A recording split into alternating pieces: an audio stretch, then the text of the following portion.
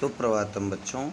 आज हम पढ़ेंगे रुचिरा सप्तमी कक्षायां रुचिरा अनुशिक्षणम के अंतर्गत चतुर्थ पाठ हास्य बाल कवि सम्मेलनम। इस पाठ में सविवरणम पाठवाचनम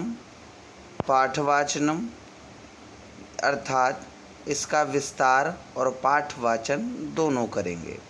सबसे पहले इसका पाठवाचन हम करेंगे। पाठवाचन पे आप देखेंगे चतुर्थ पाठ हास्य बाल कवि सम्मेलनम विविध वेशभूषाधारिण चत्वारः बालकवयः मंचस्य उपरि उपविष्टाः सन्ति। अधः श्रोतारः हास्यकविताश्रवणाय उत्सुकाः सन्ति, कोलाहलञ्च कुर्वन्ति। सञ्चालकः अलं कोलाहलेन अद्य परमहर्षस्य अवसरः यत् अस्मिन् कविसम्मेलने काव्यहन्तारः कालयापकाश्च भारतस्य हास्यकविधुरन्धराः समागताः सन्ति। एहि करतलध्वनिना वयम् एतेषां स्वागतं कुर्मः। गजाधर सर्वेभ्यो रसिकेभ्यो नमो नमः। प्रथमं तावद् अहम् आधुनिकं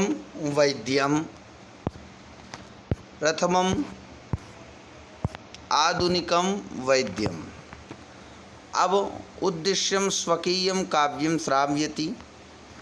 वैद्यराज नमस्तुभ्यं यमराज सहोदरा, यमस्तु हरतु प्राणान् वैद्य प्राणान् धनानि च। सर्वैः उच्चैः हसन्ति कः ते वैद्यास्तु सर्वत्र परन्तु न ते मादृशाः कुशलाः। जनसंख्यानिवारणे ममापि काव्यम् इदं शृण्वन्ति भवन्तु। चितां प्रज्वलितां दृष्ट्वा वैद्यो विस्मयमागतः। नाहं गतो न मे भ्राता कस्येदं हस्तलाघवम्। सर्वे पुनः हसन्तु। तण्डुलः तुण्डस्य उपरि हस्तम् आवर्तयन् तण्डुलोऽहं भोः ममापीदं काव्यं श्रूयतां जीवने धार्यतां। परान्नं प्राप्य दुर्बुद्धे मा शरीरे दयां कुरु। परान्नं दुर्लभं लोके शरीराणि पुनः पुनः। चार्वाक आम शरीरस्य पोषणं सर्वथा उचितमेव।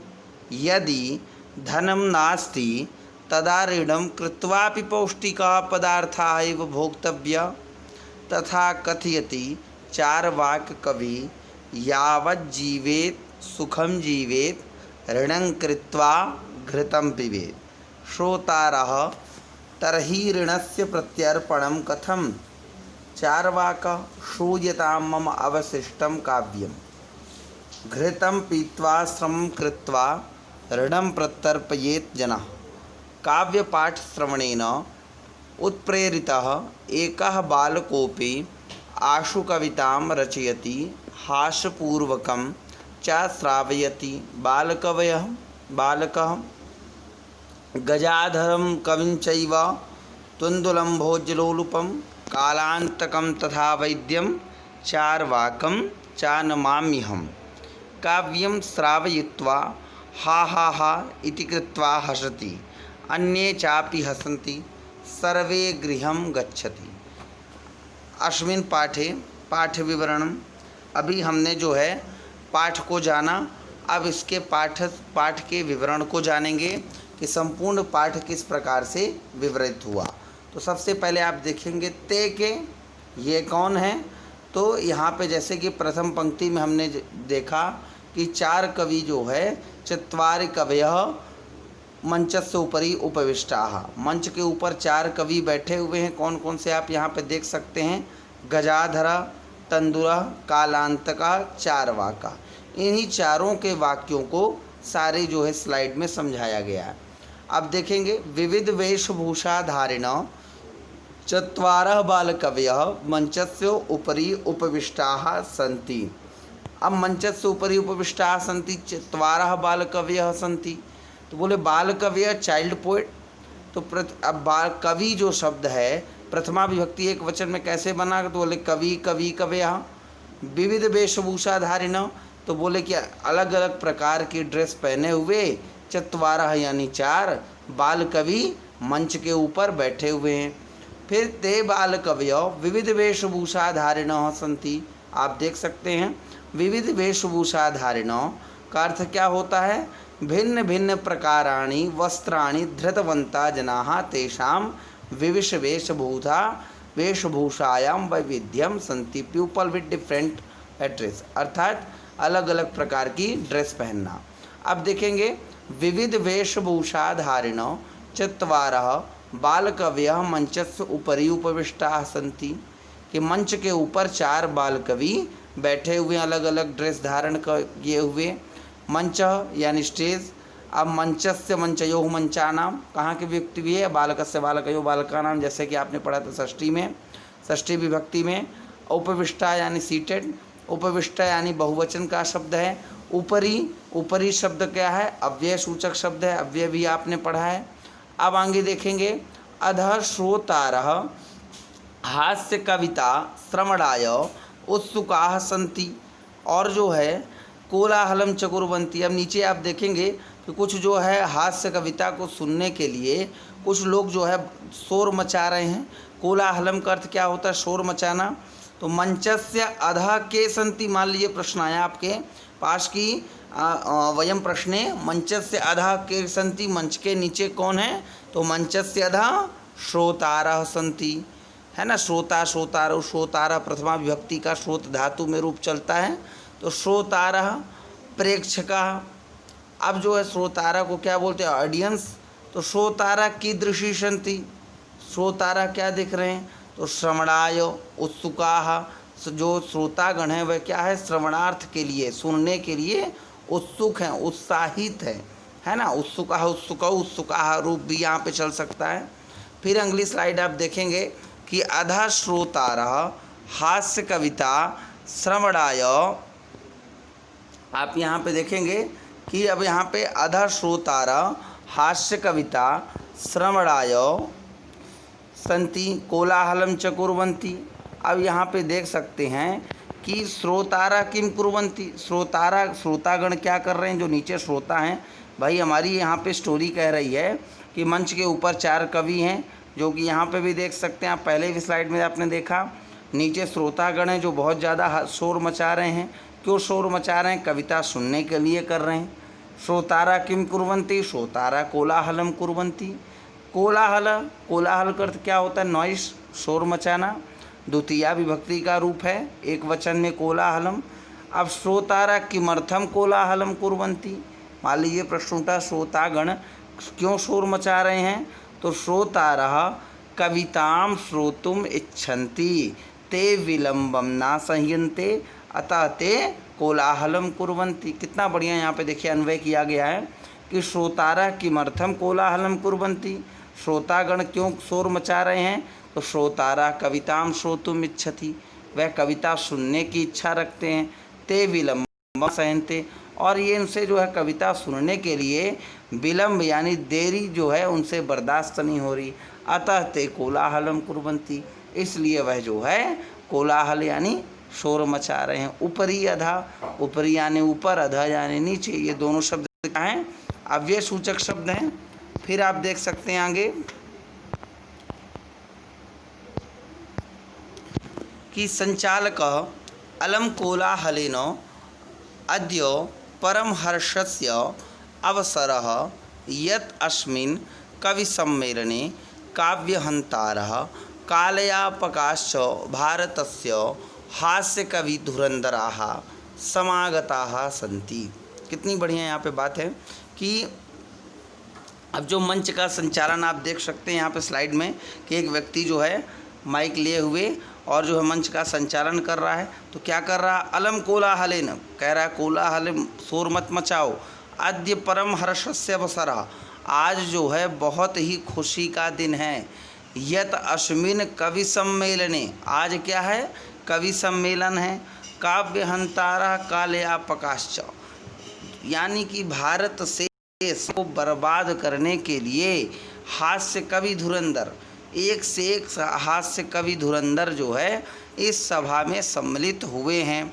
एहि करतर ध्वनि वयम एतेषाम स्वागतम कुर्मः, और आप क्या करें, करतल ध्वनि के द्वारा उनका स्वागत करें।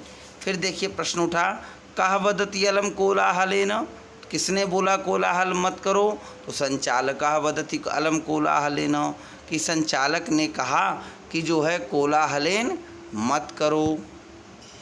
अब आगे देखेंगे कि कोलाहल तृतीया विभक्ति एक वचन का रूप है, कोलाहलेन, जैसे रामेण रामाभ्याम रामय, उसी प्रकार से कोलाहलेन बना। अब संचालक यह संचालनम करोति, सूत्रधार जिसको बोलते हैं एक्टर, जो पूरे नाटक का मेन हेड होता है, उसी को बोलते हैं संचालक।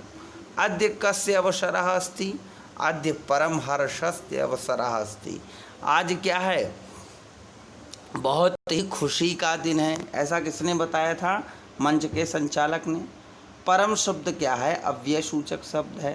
परम यानी अत्यधिकम, हर्षस्य यानी प्रसन्नता। अब आगे देखेंगे कि संचालक अलम कोलाहलेन अद्य परम हर्षस्य अवसरः यत् अस्मिन् कवि सम्मेलने काव्यहंतारः कालयापकाश्च भारतस्य हास्यकवि धुरंधराः समागताः सन्ति। एहि करतल ध्वनि वयम एतेषां स्वागतम कुर्मः। जैसा कि पहले भी हमने देखा कि क्या करना हमें, संचालक क्या बताता है, शोर मत मचाइए, आज बहुत खुशी का दिन है, और जो है पूरे भारतवर्ष से हास्य कवि धुरंधर यहाँ पे एकत्रित। प्रश्न उठा, किमर्थम परम हर्षस्य अवसरः अस्ति, क्यों परम हर्ष का दिवस है आज, तो बोले अस्मिन् कवि सम्मेलने काव्यहंतारः कालयापकाश्च भारतस्य हास्य कवि धुरंधराः समागताः सन्ति। इसलिए जो है आपका क्या है, आज जो है बहुत खुशी का दिन है। फिर आगे अस्मिन, अब आगे इसी में लाइन में देखेंगे कि अस्मिन बालानां कवि सम्मेलने भारत से हास्य कविषु श्रेष्ठा आगतवन्तः सन्ति। तीन बातों के कारण आज जो खुशी का दिन है। एतेन केवलम काव्यस्य विनाशकाः सन्तु अपितु समयवाहकाः अपि सन्तु। इस प्रकार से उन्होंने समझाया कि आज जो है बहुत ही खुशी का दिन है। अब अगले स्लाइड में देखेंगे, एहि करतल ध्वनिना वयम एतेषां स्वागतम कुर्मः। अब जो ऑडियंस से आप देख रहे हैं कि वह क्या कर रहे हैं, करतल ध्वनि तालियां बजा करके उन सभी कवियों का क्या कर रहे हैं, स्वागत कर रहे हैं। वयम सर्वे करताडनेन एतेषां अभिवादनम कुर्मः। ध्वनिना ध्वनिनाभ्याम, ध्वनि भी यह रूप है तृतीया विभक्ति का। तो करतल ध्वनि ताली बजा करके स्वागत कर रहे हैं। यही करतल ध्वनिना वयम एतेषां स्वागतम कुर्मः। और संचालक कोलाहलम मास्तु, यानी शोर मत करो। अद्य बहु प्रसन्नताया क्षणम अस्ति, आज बहुत प्रसन्नता का क्षण है। अस्मिन् कवि सम्मेलने काव्य विनाशकाः समयपाहकाः च भारतस्य हास्य कवि श्रेष्ठाः आगतवन्तः सन्ति। आज जो है समय को बर्बाद करने के लिए पूरे भारतवर्ष के हास्य कवि जो है यहाँ पर सम्मिलित हुए हैं। आगच्छ कर्ताडनेन वयम एतेषां स्वागतम कुर्मः। अब जो है पहला जो कवि है वह क्या कह रहा है, गजाधर सर्वेभ्यो रसिकेभ्यो नमो नमः। प्रथमं तावद् अहम आधुनिकं वैद्यम उद्देश्यम स्वकीयम काव्यम श्रावयामि। अब गजाधर नाम का जो कवि है वह क्या कह रहा है, सबसे पहले अपनी कविता सुनाते हुए क्या समझा रहा है, सर्वेभ्य प्लस अरसिकेभ्य नमः नमः, सर्वेभ्यो रसिकेभ्यो नमो नमः। कितनी अच्छी यहाँ पे व्याख्या है। अस्मिन् व्याख्या परिदर्शेत कि सर्वेभ्य अरसिकेभ्य नमः नमः इति नमो नमः। तो सर्वेभ्यो रसिकेभ्यो नमो नमः अर्थात सभी रसिकेभ्यो यानी कि सभी ऑडियंस को मेरा क्या है, नमस्कार। तो गजाधरा केभ्य नमो नमः वदति, गजाधर नाम का जो कवि है वह किसको नमस्कार करता है? तो यहाँ पे देखेंगे गजाधर सर्वेभ्यो रसिकेभ्यो नमो नमः वदति। रसिकेभ्यो, रसिकेभ्यो कौन होगा? ऑडियंस। तो अब देखेंगे सर्वेभ्यो रसिकेभ्य, सर्वेभ्य कहाँ का है? विशेषण एडजेक्टिव है चतुर्थी विभक्ति का। अरसिकेभ्य तो विशेष है, तो विशेषण की विशेषता को जो बताए वही विशेषण है, तो विशेष से बता रहा है ना, सब्सटेंटिव। तो बोले विशेष है, तो सर्वेभ्य अरसिकेभ्य, सर्वेभ्य नीरस जनानाम कृते टू द ऑल डिस्टेंटेड पर्सन। अब इसके बाद देखेंगे गजाधर क्या कर रहा है? सर्वेभ्यो रसिकेभ्यो नमो नमः। प्रथमम तावद अहम आधुनिकम वैद्यम उद्देश्य स्वकीयम काव्यम श्रावयामि।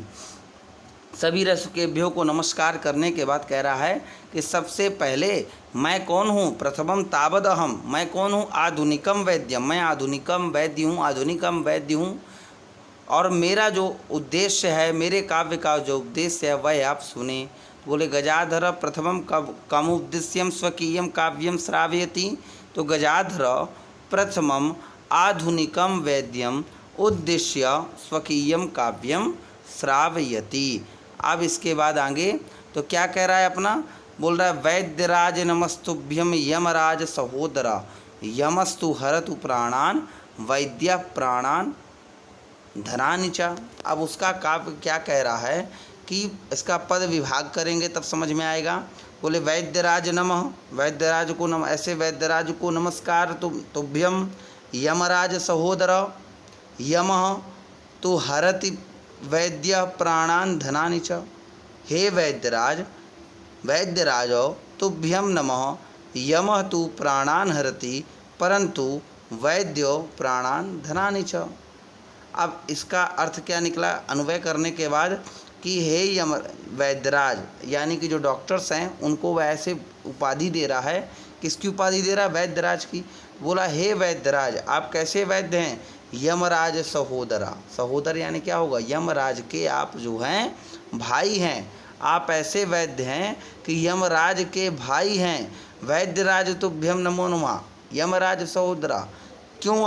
अब जो है वैद्य को उसने जो है यमराज के भाई से क्यों तुलना की? तो बोले कि दोनों जो है यमराज के भाई इसलिए हैं क्योंकि यमराज भी प्राणों को हरण करने का कार्य करता है और वैद्यराज यानी डॉक्टर्स आप भी प्राणों को हरने का ही काम कर रहे हैं और आप तो उनसे भी जो है श्रेष्ठ हैं। बोले कि यमराज जो है केवल प्राणों का हनन करता है, लेकिन आप जो है प्राणान धनानि च, यानी कि पैसे और प्राण दोनों का हरण करते हैं। इसलिए उसने जो है डॉक्टर्स को क्या बताया? यमराज का सहोदर बताया। आप देख सकते हैं कि वैद्यराज नमस्तुभ्यम यमराज सहोदरा यमस्तु हरति प्राणान वैद्य प्राणान धनानि च। हे यमराज सहोदर वैद्यराज तुभ्यम नमो नमः। हे वैद्यराज, तुम यमराज के भाई के समान हो और ऐसे वैद्यराज को मेरा शत शत प्रणाम। क्योंकि आपको यमराज का भाई उसने क्यों कहा? क्योंकि यमराज भी प्राणों को हरण करने का काम करता है और वैद्य जो है प्राण और धन दोनों को हरने का काम करता है। आप इस स्लाइड में भी देख सकते हैं कि वैद्यराज नमस्तुभ्यम यमराज सहोदरा यमस्तु हरतु प्राणान वैद्य प्राणान धनानि च। अब देखेंगे कह यमराज सहोदरा अस्ति, प्रश्न है आपके पास। तो बोले वैद्यराज यमराज सहोदरा अस्ति। यमः किम करोति? यमः प्राणान हरति। यमराज क्या करता है? प्राणों का हरण करता है। वैद्य किम किम करोति? आप देख सकते हैं कि वैद्य प्राणान धनानि च। वैद्य क्या कर रहा है? पैसों को भी ले रहा है और प्राणों का भी हरण कर रहा है।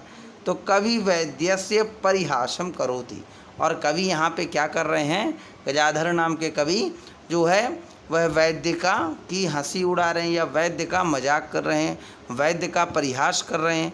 अतः वैद्यम यमराज सहोदरा इति वदति। इसलिए उन्होंने जो है यमराज को, ये वैद्यराज को यमराज का भाई कहा। फिर वैद्यराज नमस्तुभ्यम यमराज सहोदरा यमस्तु हरति प्राणान वैद्य प्राणान धनानि च। यमः मृत्यु देवता अस्ति। अब देखिए ये कितनी अच्छी यहाँ पे व्याख्या की, आप इसे देख सकते हैं कि यम क्या करता है? यम क्या है? मृत्यु का देवता यमः मृत्युदेवता अस्ति, वैद्य तादृशा वा, वैद्य भी मृत्यु का देवता है, उसी के समान है। इतोपि अग्रे अस्ति, कदापि वैद्यम चिकित्सक कारणतः रोगी मरणं प्राप्नोति तथापि वैद्य धनम तु अवश्यम स्वीकरोति। अगर किसी कारण ये रोगी मर गया तो उससे पैसे नहीं छोड़ेगा, पैसे तो जरूर लेगा, धन तो जरूर लेगा। धनम अपि हरति, धन का भी हरण करेगा। इसलिए उसे जो है उसे क्या बताया गया कि वैद्यराज जो है यमराज का भाई है। और ऐसी कविता को सुन करके सभी जो है उच्चैः अव्यय पदम, उच्चैः अव्यय पद सर्वे उच्चैः हसन्ति, सभी ऊंचे स्वर में हंसते हैं। धन्यवाद। इसके बाद अगले स्लाइड में हम इसके आगे की कविता का अध्ययन करेंगे।